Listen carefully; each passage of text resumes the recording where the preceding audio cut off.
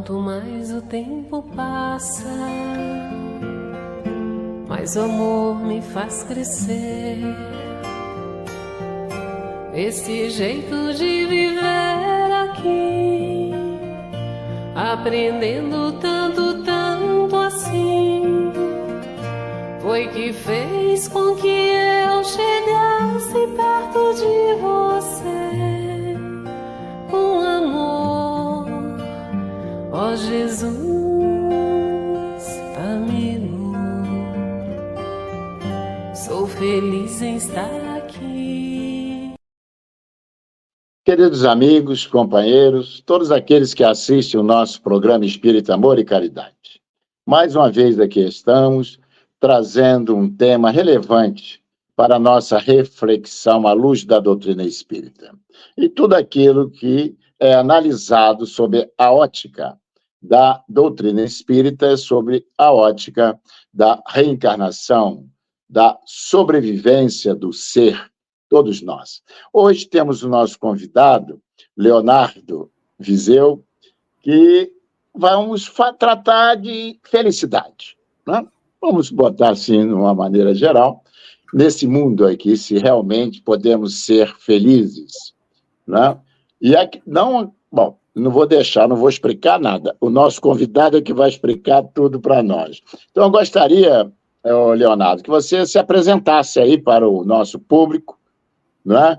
A casa que você pertencia, agora pertence, né? Coloca aí para nós. Aí. Bom, inicialmente queria agradecer o convite, falar que é um prazer, é uma honra poder participar, poder debater de estudos tão relevantes sobre a doutrina espírita e principalmente a visão que o espiritismo nos traz de temas filosóficos, temas teológicos, religiosos, enfim, sobre essas questões do nosso dia a dia que nos são tão caras e tão reflexivas. Falando sobre mim, eu nasci espírita. Eu sou a terceira geração de uma família que já está 6 gerações no espiritismo, e diferente de muitos companheiros de movimento de doutrina espírita, eu não sou um ex-protestante, eu não sou um ex-católico, enfim. Aliás, eu até procurei visitar a Igreja Católica, procurei visitar a Igreja protestante, religiões de matriz afro, para conhecer um pouco melhor, para poder aprender. A minha família fundou várias casas espíritas. A minha família, primeira geração, foi em 1930, em Paraíba do Sul, Rio de Janeiro. Aí a família Viseu, ela é oriunda de Petrópolis, Rio de Janeiro, e de Paraíba do Sul, do Rio de Janeiro também. E desses núcleos ela saiu para São Paulo, para o Rio de Janeiro, para Niterói. E ao longo de décadas em doutrina espírita, a gente fundou diversas casas espíritas. O núcleo aqui do meu tronco familiar é de Niterói. Lá nós auxiliamos a fundar algumas casas espíritas, algumas mocidades espíritas, e aqui a minha mãe fundou, e aonde eu nasci foi no Grupo Espírita Bezerra de Menezes, que fica no bairro da Engenhoca, na comunidade do Cravinho, em Niterói.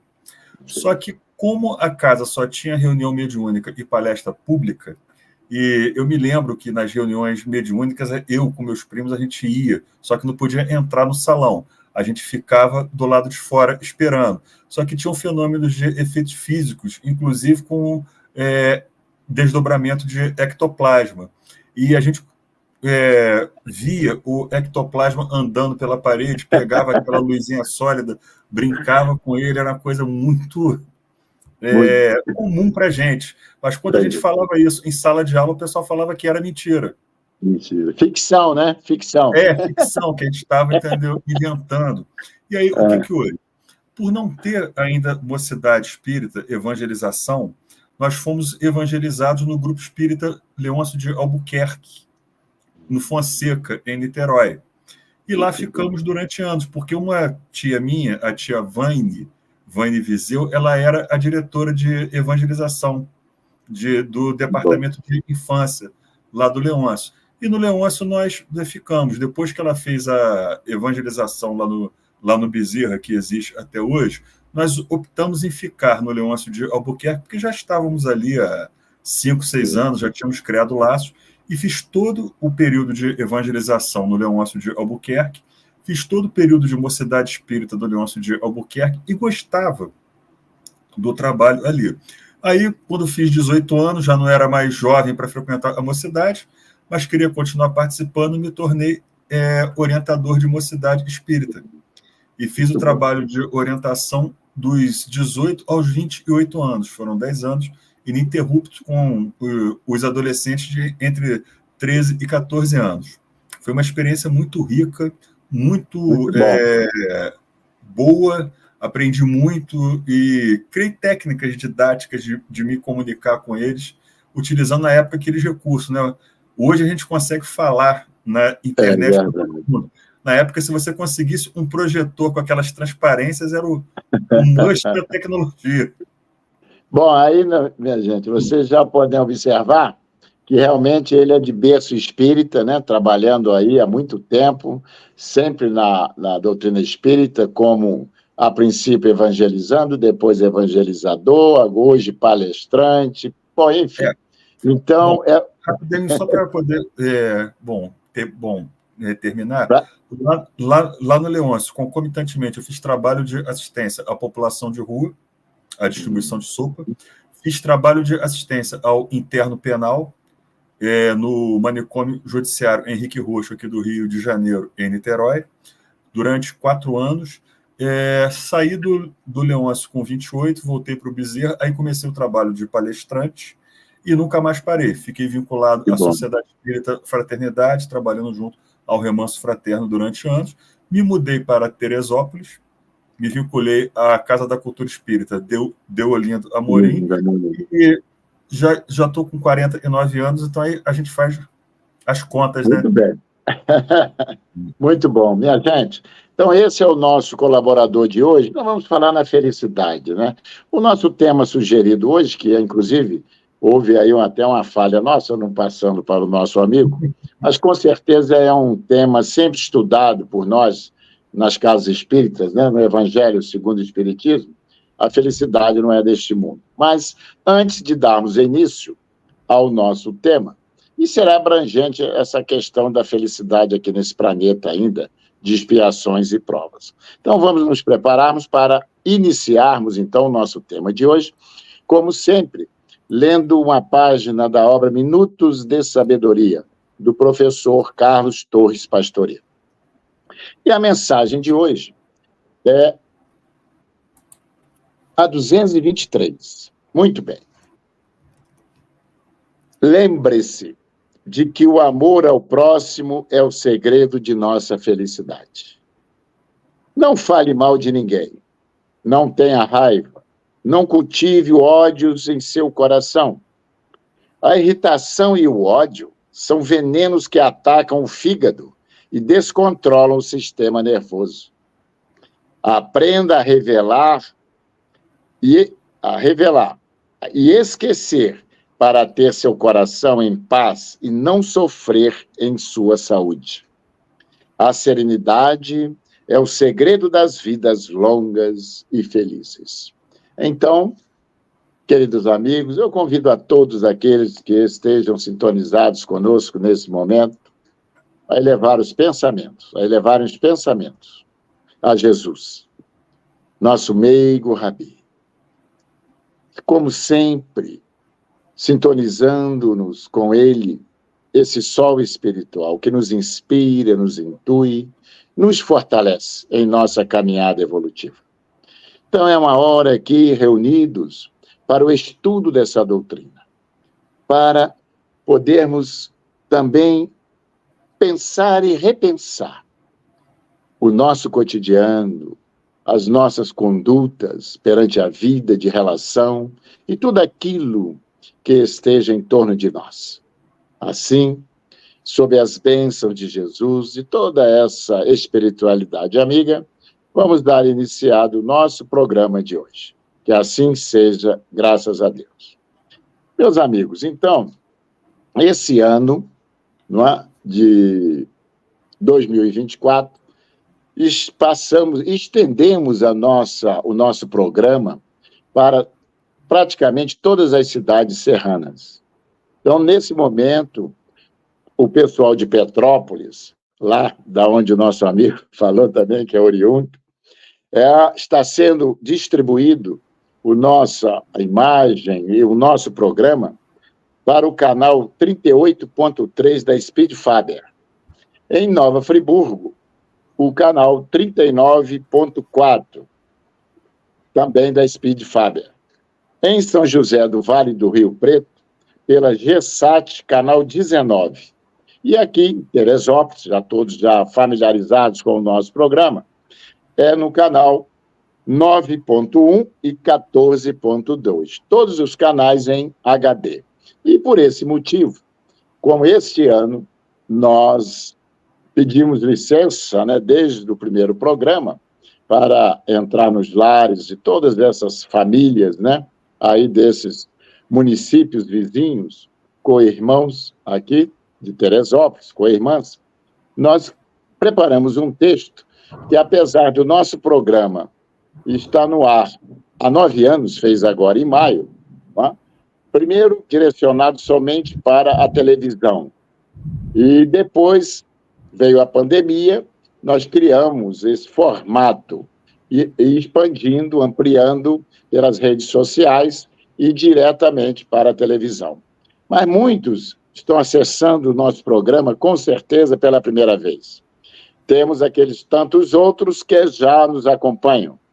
Então, mas é necessário esclarecer que o que se baseia, né, o que trata a doutrina espírita para aqueles que a desconhecem.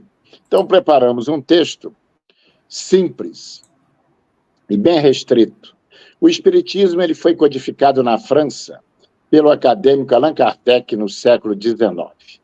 O espiritismo está afincado nos ensinos de Jesus Cristo, na chamada terceira revelação. É uma doutrina sem ritos, nem dogmas. Não prescreve a infalibilidade nem hierarquia entre seus membros. A doutrina espírita é uma filosofia de bem viver. Seus fundamentos estão alicerçados na ciência, na filosofia e na religião. Acolhe o conhecimento e o progresso, valorizando o comportamento social e moral, na unidade indissolúvel entre corpo e espírito. Preconiza o cuidar de si, na mesma dependência do cuidar do outro. E que a nossa máxima é que fora da caridade não há salvação.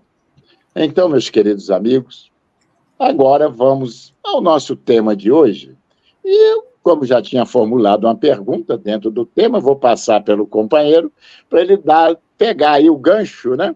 E começar a trazer para nós os seus comentários a respeito dessa felicidade. Então, pautado aqui no entendimento nosso de felicidade, né, horizontalmente, podemos dizer assim, a riqueza, o poder, a juventude, essas 3 condições são essenciais para a felicidade aqui na Terra, meu amigo? Bom, esse tema é um tema interessantíssimo. Até porque, até hoje, a ciência humana, a filosofia, as ciências sociais não têm uma resposta, um consenso em torno disso. A filosofia grega, ela, na primeira escola, ela entendia que ser feliz era ter bens, porque ser feliz era atender às suas necessidades materiais. Aí vinha aquela outra pergunta, tá, e quando eu não tenho bens? E quando eu fico desprovido desses bens? Como é que eu faço para ser feliz? Então, se eu condiciono a minha felicidade à posse de bens materiais, e uma vez perdido esses bens, que eles são passageiros, eles são efêmeros, eu fico infeliz, a segunda escola falava o quê? Então, para eu ser feliz, então, eu preciso aprender a viver sem os bens materiais. Aí teve até um filósofo que tentou viver dentro de um barril, no meio da praça pública. Aí aquele personagem da televisão mexicana, que aqui no Brasil é muito popular, o Chaves, se baseava nisso. Naquele garoto pobre, que não tinha nada, que vivia num barril, mas conseguia ser feliz. É verdade. E aí o que houve? Percebeu-se que a gente tem necessidades a serem atendidas e dependemos da obtenção de bens materiais para suprir essas necessidades. Então, infelizmente, eles não conseguiram ser felizes privando-se de bens. Eles chegaram aqui com conclusão. Felicidade, ser feliz é estar bem consigo mesmo. E como eu fui paciente do Dr. Pedro Bloch, aliás, aqui em Teresópolis, o nosso centro cultural leva o nome de um Bloch, do tio dele, do Adolfo, né, que foi presidente do Grupo Manchete. E o Dr. Pedro Bloch, ele foi um médico foniatra, fonoaudiólogo incrível, que cuidou da voz de muita gente, e muitas vezes, gratuitamente, me auxiliou bastante. Ele fazia um trabalho incrível com crianças que tinham dificuldade de fluência e conversava muito com os seus pacientes. E ele, uma vez, perguntou para as crianças, para os pacientes, o que é ser feliz. E a frase mais sábia que ele ouviu e que me passou foi de um paciente dele de 5 anos. Doutor, ser feliz é gostar da vida como a vida é. Aquela música do Gonzaguinha, viver e não ter a vergonha de ser feliz. Essa música ele fez, essa letra ele compôs na rua com um gravador perguntando para as pessoas o que é ser feliz para elas. E cada resposta que era dada era um verso da letra. Muito bem, essa.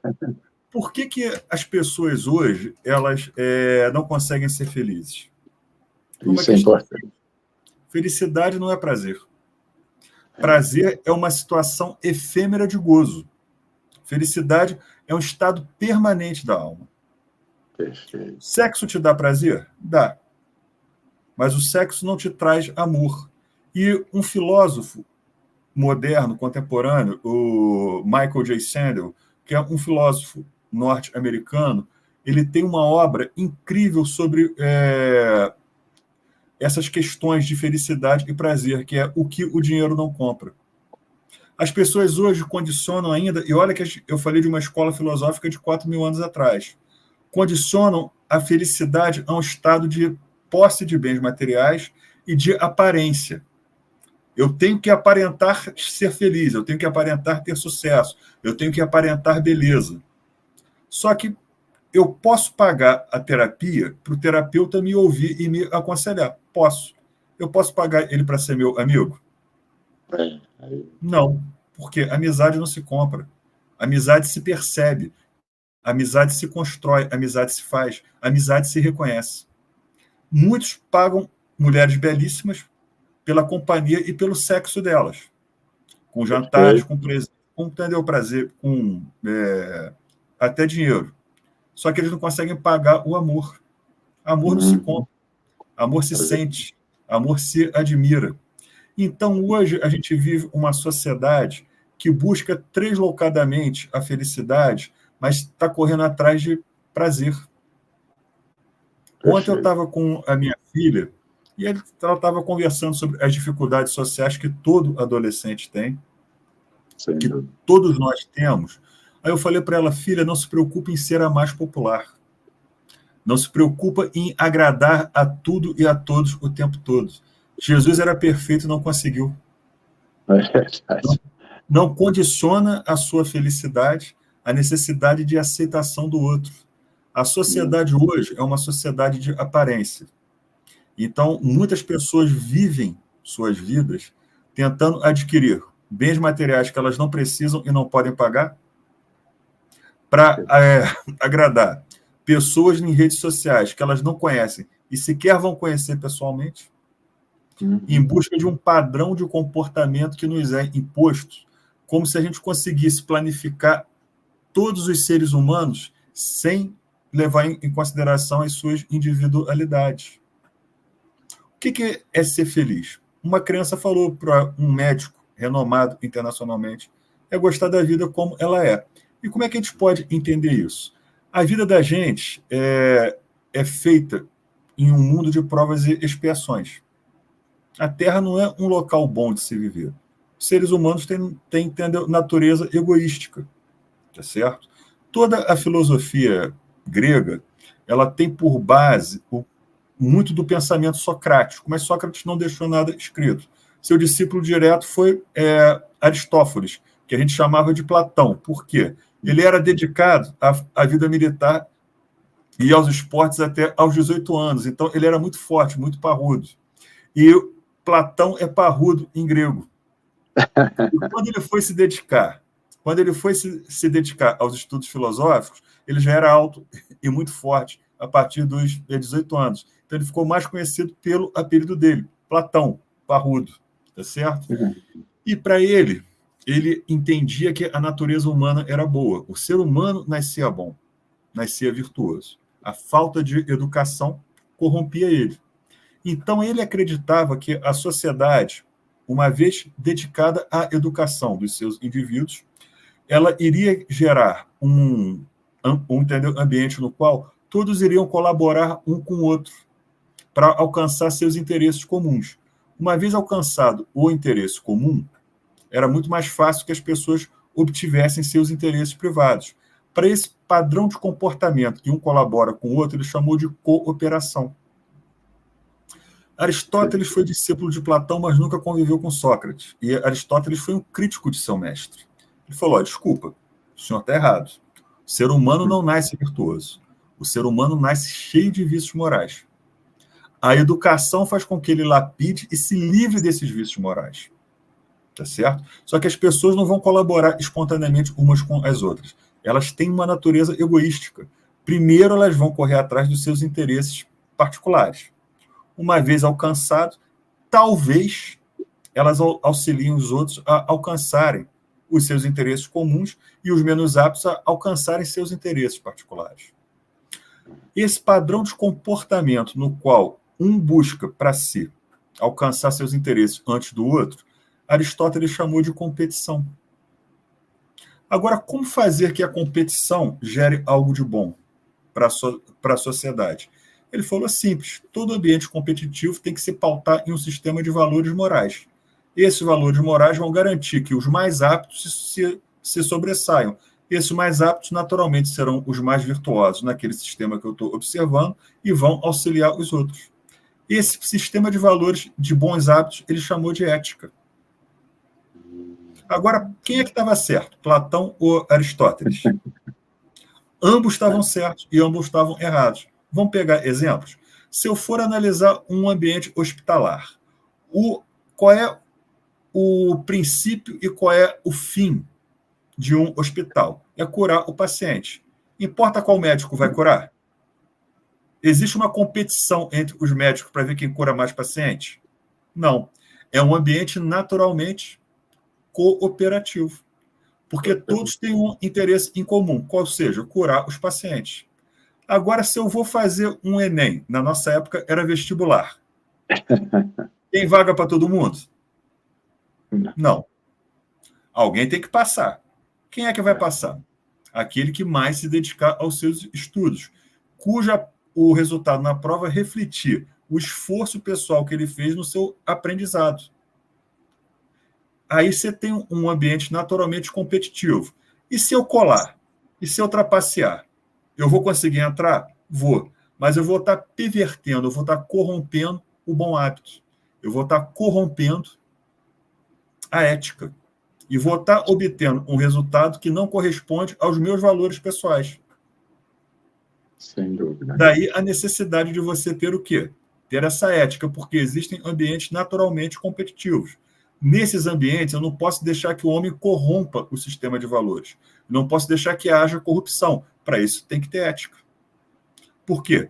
Mesmo que eu consiga fraudar o Enem e entrar numa universidade, eu não vou ter a base necessária para conseguir estudar ali. Aí, se eu passar a faculdade inteira colando, eu me formo? Me formo. Mas eu vou ser um médico apto a curar o meu paciente? Eu vou ser um advogado apto a defender o meu cliente? Eu vou ser um engenheiro apto a garantir que a casa que eu edifiquei não vai cair? Então, a gente vê que quando o homem corrompe o sistema de valores, ele naturalmente gera um prejuízo a toda a coletividade. Então, toda a filosofia aristotélica se baseia em compromisso ético. Agora, olha que interessante. O plano filosófico platônico estuda o mundo como ele deveria ser, as pessoas como elas deveriam se comportar. porque ela se baseia em uma premissa ideal, que todos nascemos bons, que todos colaboramos uns com os outros. Quando a gente fala no plano platônico, a gente fala no plano das ideias. O que é o amor platônico? É aquele que somente se opera no plano das ideias. Aristóteles não, é aquela coisa, a vida como ela é, mas Nelson Rodrigues. É o mundo como ele é. A vida dura, ruim, o mundo cinza. Então, todos os filósofos neoplatônicos são filósofos cuja a literatura é mais palatável. Todos os filósofos neo-aristotélicos são filósofos que não são muito bem vistos pelo leitor em comum. Por quê? Porque ele escreve a realidade dura. Para que eu falei isso tudo? O que é felicidade nesse ponto? Felicidade é a conta matemática do plano idealista platônico com o plano realista aristotélico. É realidade menos expectativa. A expectativa a gente cria no plano das ideias. A realidade a gente sente na pele quando vive no mundo. Então, quanto mais eu entendo a realidade que me cerca e menos expectativa eu gero em torno dessa realidade, mais feliz eu sou.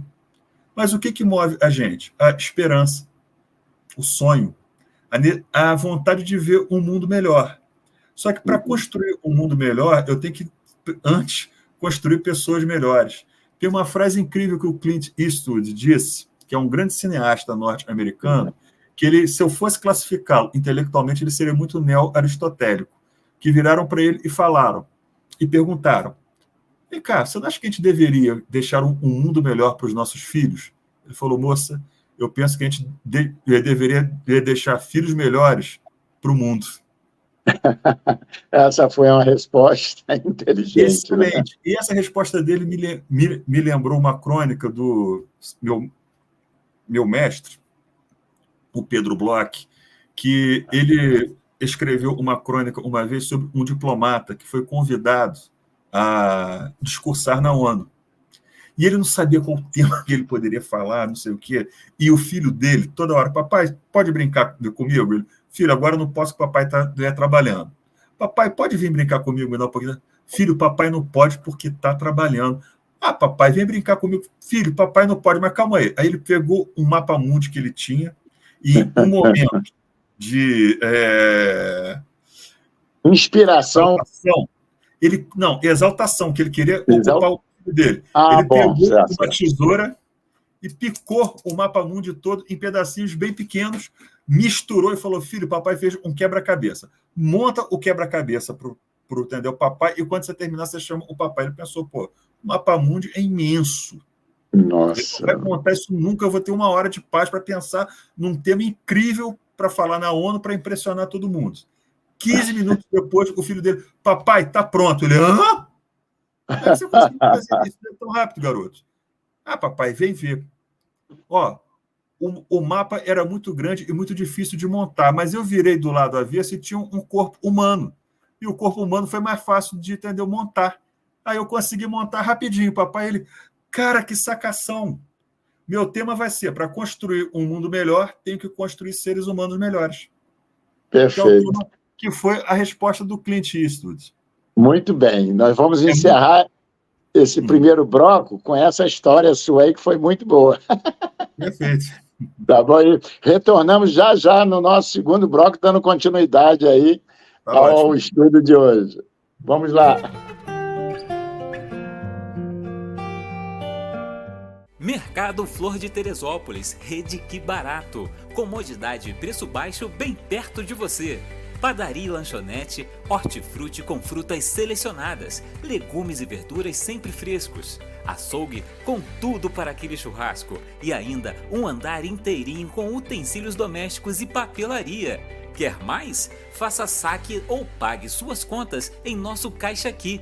Mercado Flor de Teresópolis, preço baixo e bom atendimento é na rede Que Barato.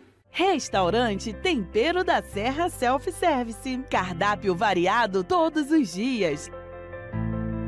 Massas nas quartas, quintas e sábados feijoada e nas sextas peixe. E ainda salada com produtos do dia. e aquela sobremesa. Deguste em espaço amplo e aconchegante. Ou monte a sua quentinha especial para a viagem. Venha e traga sua família. Rua José do Patrocínio, 322, no Perpétuo. Restaurante Tempero da Serra.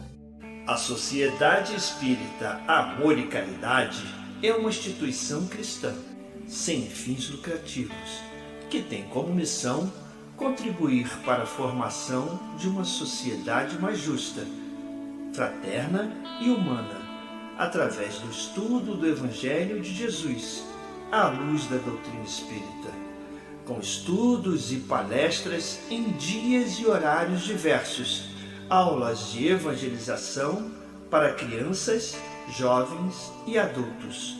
Venha nos fazer uma visita e conhecer o nosso trabalho. Mercado Teresópolis. Rede Que Barato no Perpétuo. Aqui tem qualidade e melhor preço. Perfumaria, material de limpeza, frios e açougue completo. Frutas, legumes e hortaliças selecionados, padaria e lanchonete com pães e bolos diversos. Compre na loja ou pelo Disque Entregas. Venha e comprove. Mercado Teresópolis.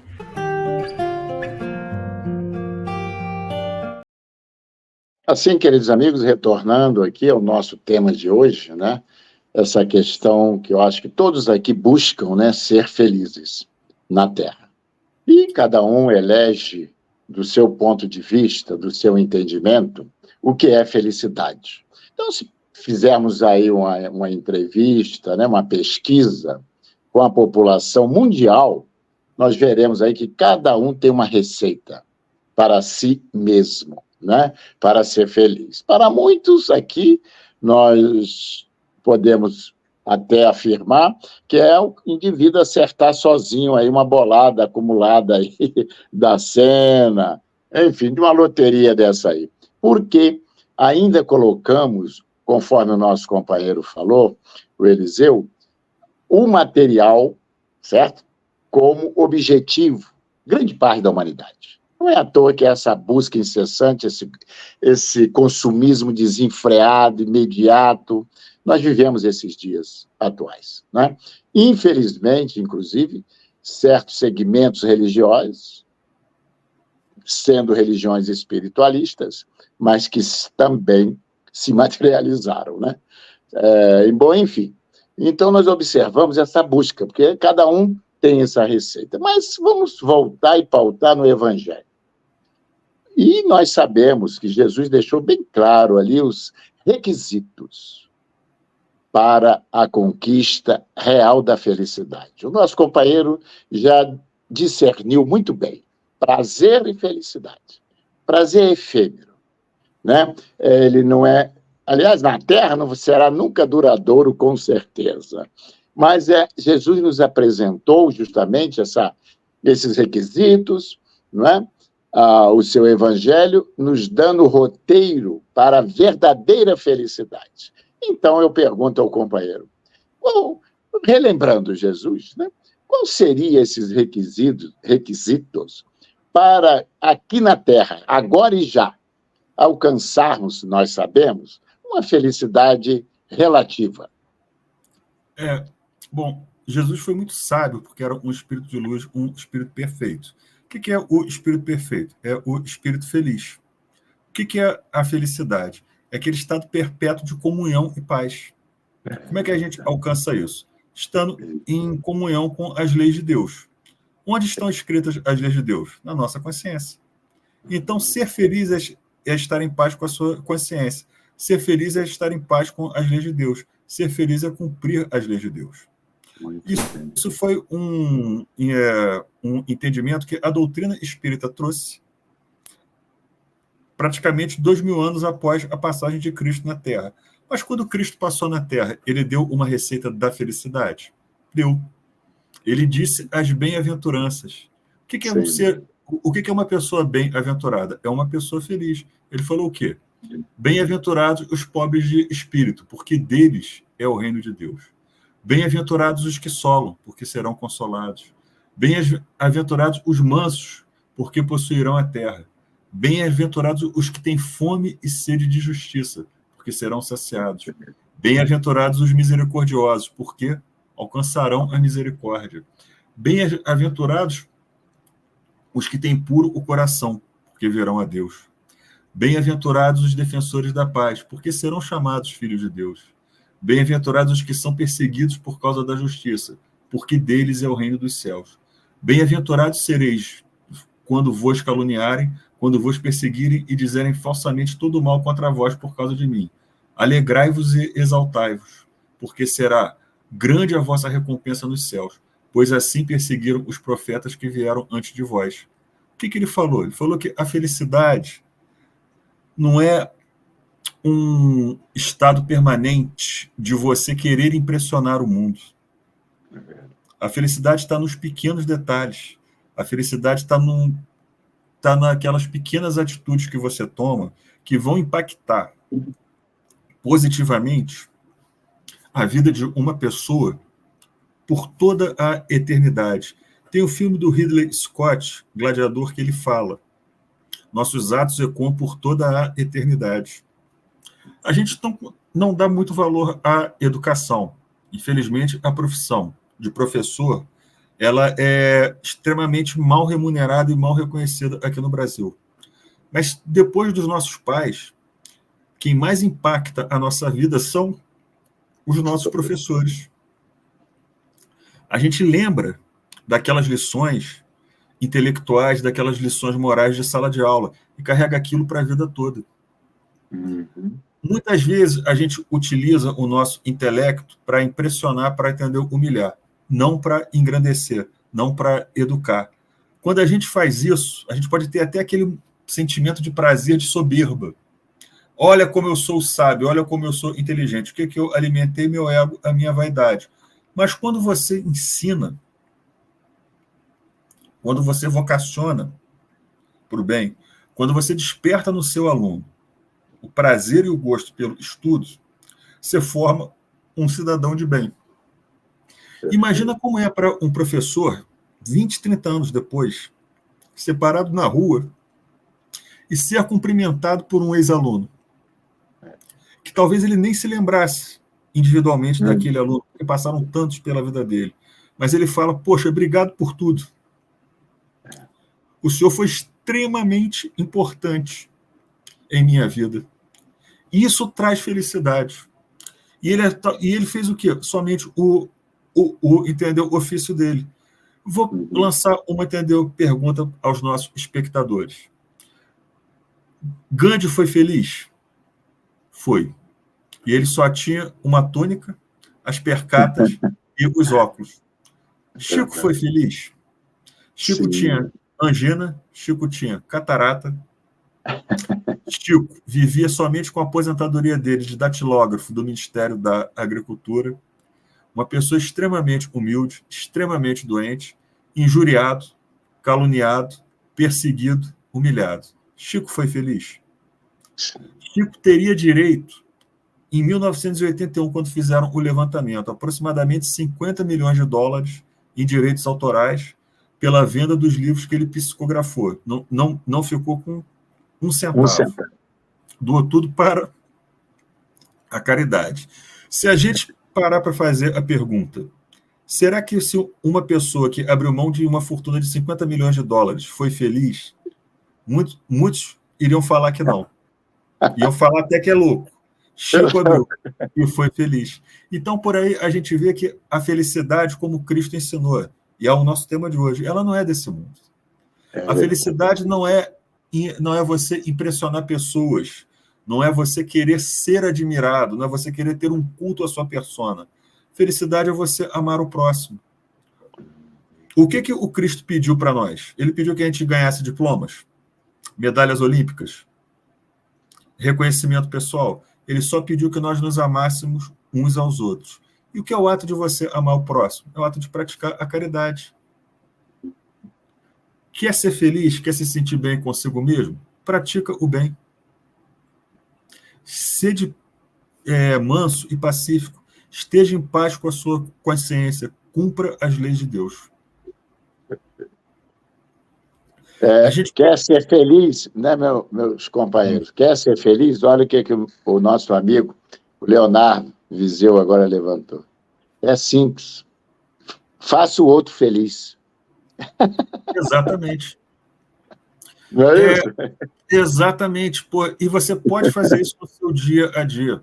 A minha avó, que já é falecida, ela falava: a gente tem que ser espírita, principalmente fora da casa espírita. Não é uma filosofia.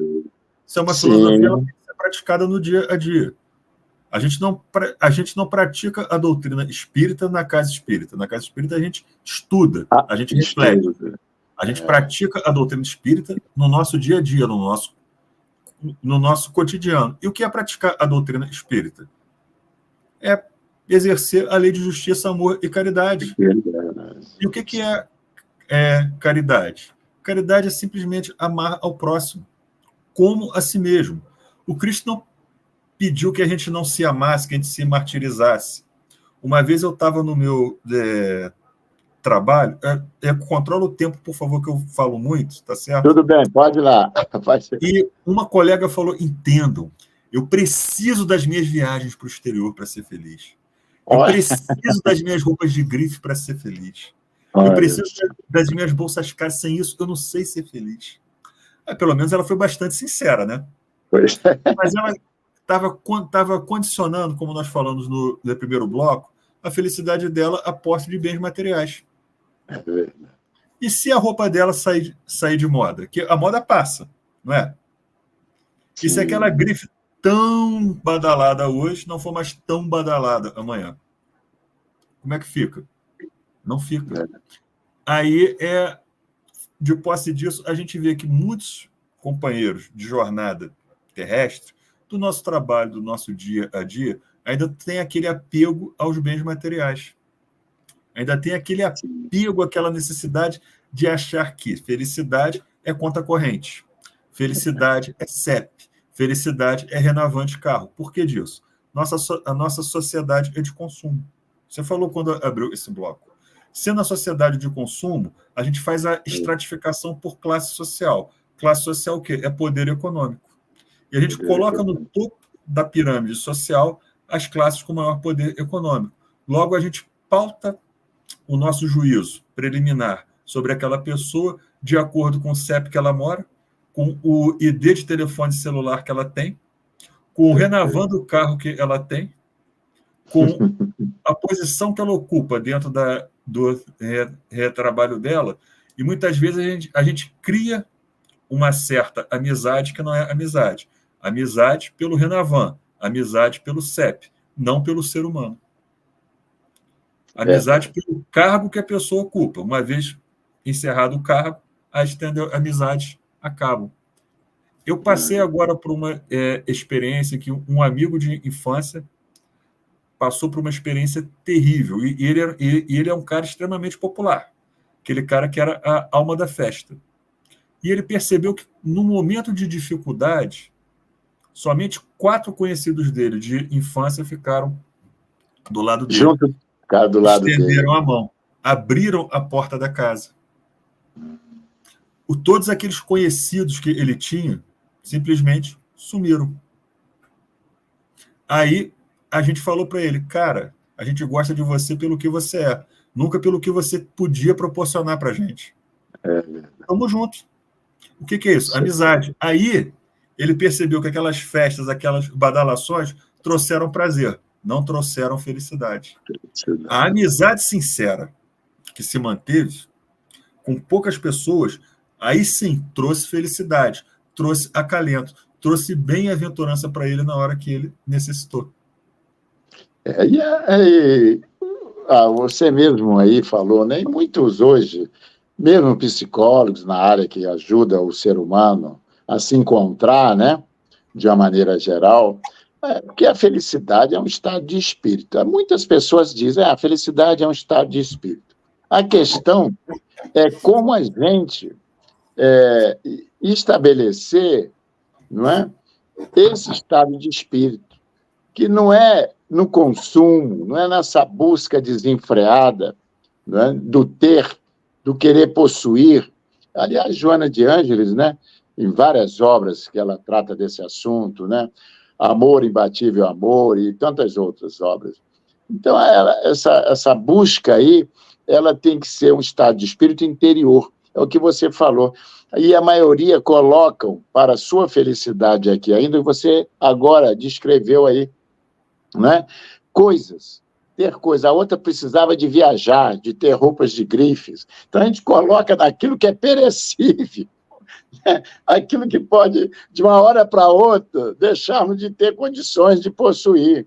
Aí ela diz o seguinte, ela inverte. Muitas vezes as pessoas que possuem muitos bens, eles acham que são donos, que possuem, mas, na realidade, eles são possuídos por aquilo que acham que possuem. E é a realidade, porque eles atrelam o seu bem-estar, a sua felicidade íntima, né?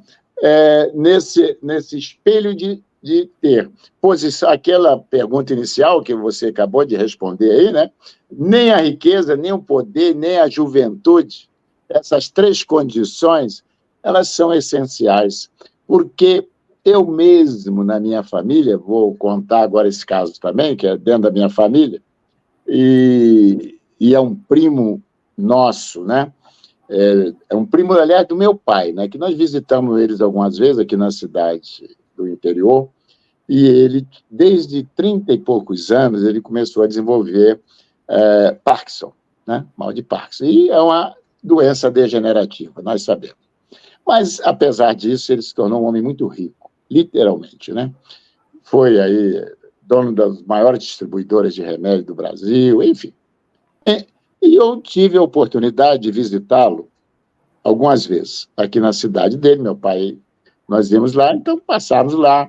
E ele sempre gostava de receber a gente lá na casa dele, né? E num jantar, e a doença já tinha avançado, ele já tinha passado por 2 ou 3 cirurgias, a mais moderna nos Estados Unidos, e, enfim, plantou chip no cérebro para evitar que o Parkinson é uma tremedeira que vai, né, um distúrbio do sistema nervoso central, aí, bom, enfim.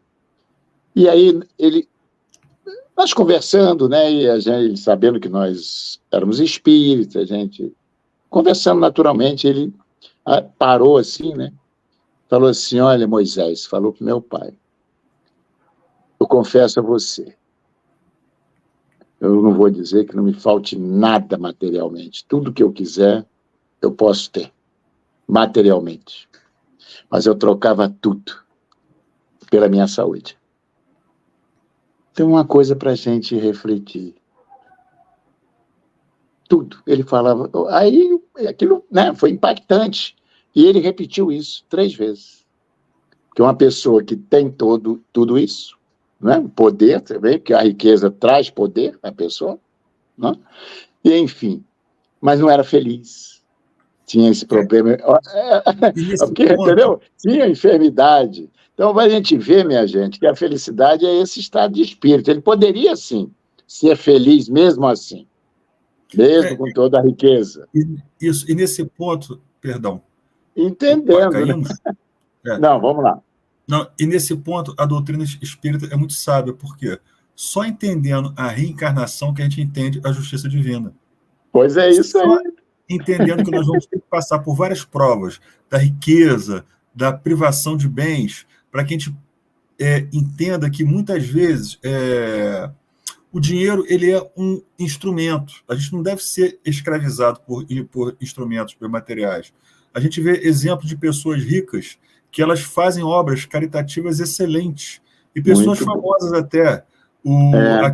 Aquele cantor internacional, o John Bon Jovi, ele, em 2008, quando ele soube que estava tendo aquela crise, e na cidade dele, New Jersey, as pessoas estavam perdendo as casas, ele montou uma fundação, fez uma turnê internacional, arrecadou $16 milhões, contratou empresas e começou a construir casas populares, contratando como trabalhadores a população local, dando salário. As pessoas construíam as casas populares, pagavam o financiamento por elas, eram empregadas na construtora e continuavam trabalhando depois que recebiam as casas, os apartamentos. eram prédios de 4 andares, sem elevadores, e no térreo tinham lojas, né, comerciais. Além disso, ele montou uma rede de restaurantes populares. Que restaurantes eram esses? Eram restaurantes em que você pagava o que você podia. Se você não pudesse pagar, não tinha problema, mas você tinha que chegar mais cedo para ajudar a preparar ou ficar até mais tarde para limpar tudo depois. Então, a gente vê que existem pessoas que passam pela prova da riqueza, pela prova da fama, e conseguem não se deslumbrar com elas, conseguem manter a sua essência e trabalhar em prol do próximo. Mas a gente sabe que, pela doutrina espírita, a caridade ela é anônima. Caridade que não é anônima é pedido de publicidade pessoal. E expõe, muitas vezes, a pessoa que está sendo auxiliada na necessidade dela. Muitas vezes é até algo, entendeu, humilhante. Então, a gente tem bons exemplos no mundo. Temos hoje bons exemplos, hoje, na atualidade. Tem um clube, o Bill Gates lá criou um clube de bilionários lá, que eles doam bilhões para desenvolver vacinas contra determinadas doenças na África, construindo escolas, investindo na área médica. Quer dizer, ele está praticando bem. E dentro desse exemplo que eu citei, imagina quando o John Bon Jovi põe a cabeça dorme muito bem. Muito bem. Imagina quantas pessoas oram pedindo bênçãos para ele pelo que ele fez por essas pessoas. Era um cara rico, era um cara famoso, um cara multimilionário, um cara que conseguiu fama internacional, mas olhou para o próximo. É verdade. E faz uma obra com os próprios recursos excelente, digna de aplausos. E aquela coisa, Chico, quantas pessoas Chico auxiliou? Nossa, quantas pessoas que Chico dedicou auxílio material, auxílio moral, atenção, oraram por ele. Pediram bênçãos para ele. Exatamente esse ato de caridade que a gente faz desinteressado faz com que aquela pessoa lembre da gente com carinho e faz com que ela ore por nós e emane para a gente bons fluidos. Por isso que essas pessoas boas, desinteressadas, elas se sentem bem do nada consigo mesmo. O que é isso? É elas recebendo o fluido benéfico de quem ora por elas, de quem ora por gratidão. E olha que interessante. Quando você pratica caridade, aquela pessoa que recebe a sua ajuda desinteressada, ela te agradece. Como é que a gente agradece em língua portuguesa? Obrigado. Obrigação por direito é um vínculo que junta duas pessoas. Então, esse vínculo que une duas pessoas eternamente, a gente chama de amizade. Então, a amizade, ela nasce de um ato de caridade e de um ato de gratidão. De bondade, de benevolência. Sendo bom, sendo benevolente, a gente cria amigos. A gente cria elos eternos e a felicidade, ela é eterna. A amizade traz felicidade. Só que a amizade, para ser eterna, ela tem que se basear em valores morais. Ela tem que se basear em afinidade moral. E ela nasce com um ato de quê? Caridade. Como é que as crianças ficam amigas em sala de aula, quando são pequenas? Quando uma cumprimenta a outra, quando uma abraça a outra. Quando aquela criancinha que está chorando com saudade da mãe é consolada pelos demais. Aí nascem vínculos que vão durar a vida inteira e a eternidade inteira. Por isso que esses vínculos eternos, que são vínculos de felicidade, em encarnações futuras, a gente reconhece só de olhar a pessoa. É insubstituível, né, a prática do bem e realmente uma felicidade que brota em nós quando nós auxiliamos os outros. Você usou a palavra-chave, desinteressadamente. Aí, agora, né? Porque se você estende a mão, auxilia, fazendo bem, mas esperando alguma coisa em troca, aí já não é, vamos considerar aquela caridade, né, ensinada pelo Cristo. Né? A verdadeiro bem, a verdadeira caridade, ela é doada desinteressadamente, sem esperar nada em troca. Não é? Por isso que quando nós ajudamos aqueles mais carentes, falando financeiramente ou dentro da condição moral também, porque a caridade pode ser feita, né, conforme traz o nosso evangelho, né, de uma maneira material e amoral. Né? Não é o nosso tema de hoje, mas a gente...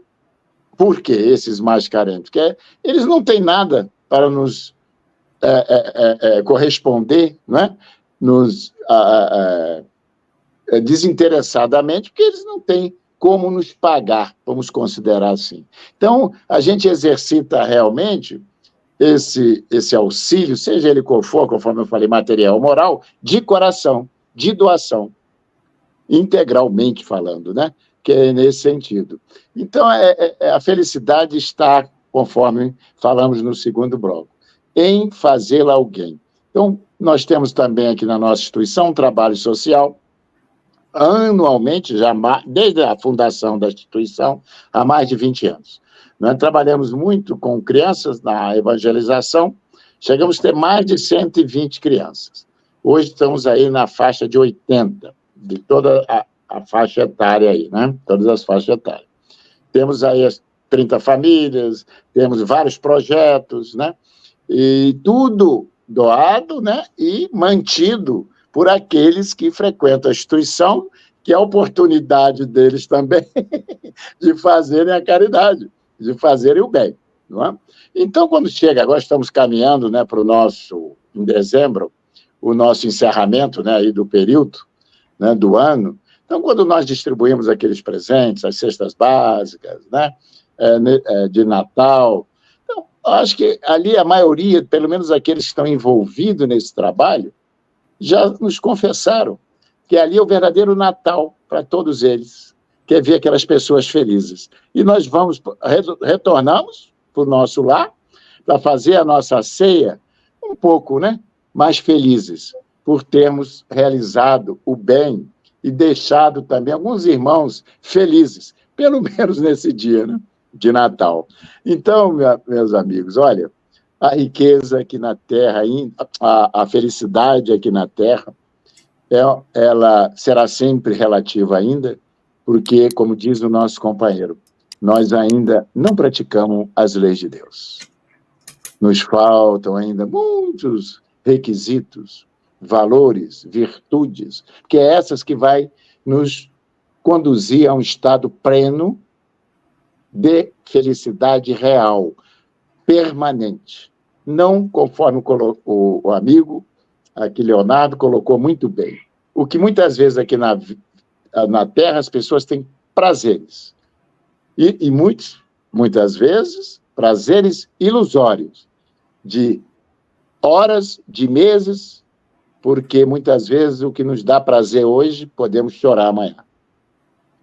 E a reencarnação, ele falou, nos mostra isso, né? Então, aliás, no sermão profético, Jesus nos disse, ai de vós, que hoje rides, mas amanhã chorareis. Porque podemos rir, sim. Podemos aqui viver dentro de uma felicidade relativa, mas nos esforçando todos os dias em sermos pessoas mais generosas, mais bondosas, né?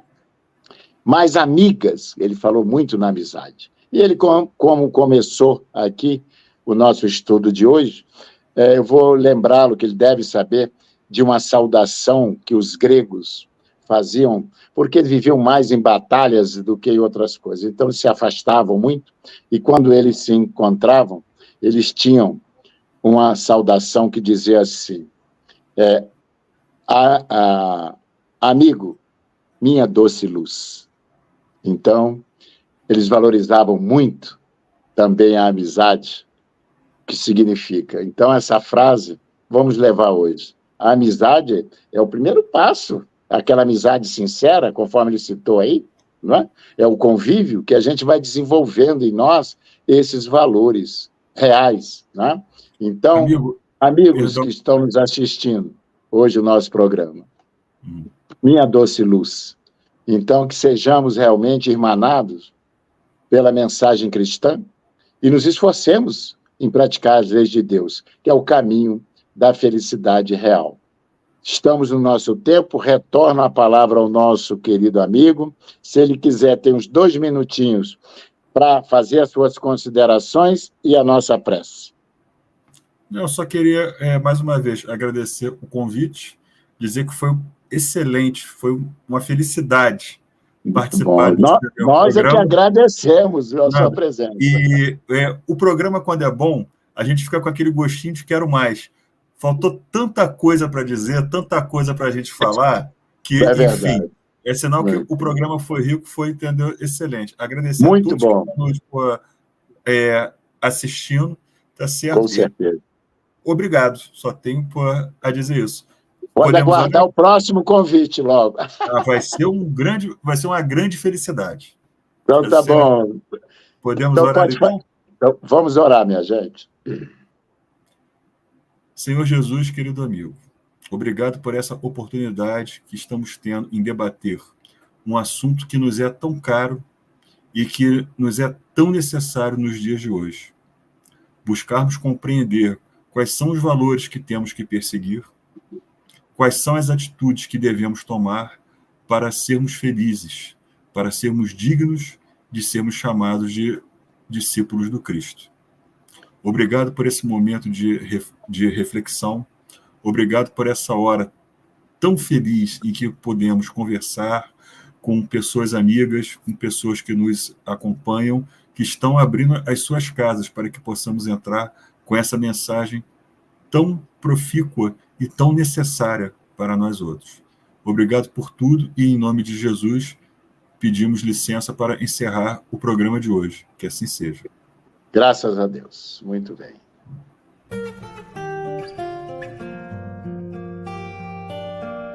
Quanto mais o tempo passa, mais o amor me faz crescer. Esse jeito de viver aqui, aprendendo tanto, tanto assim, foi que fez com que eu chegasse perto de você com amor, ó Jesus, amigo. Sou feliz em estar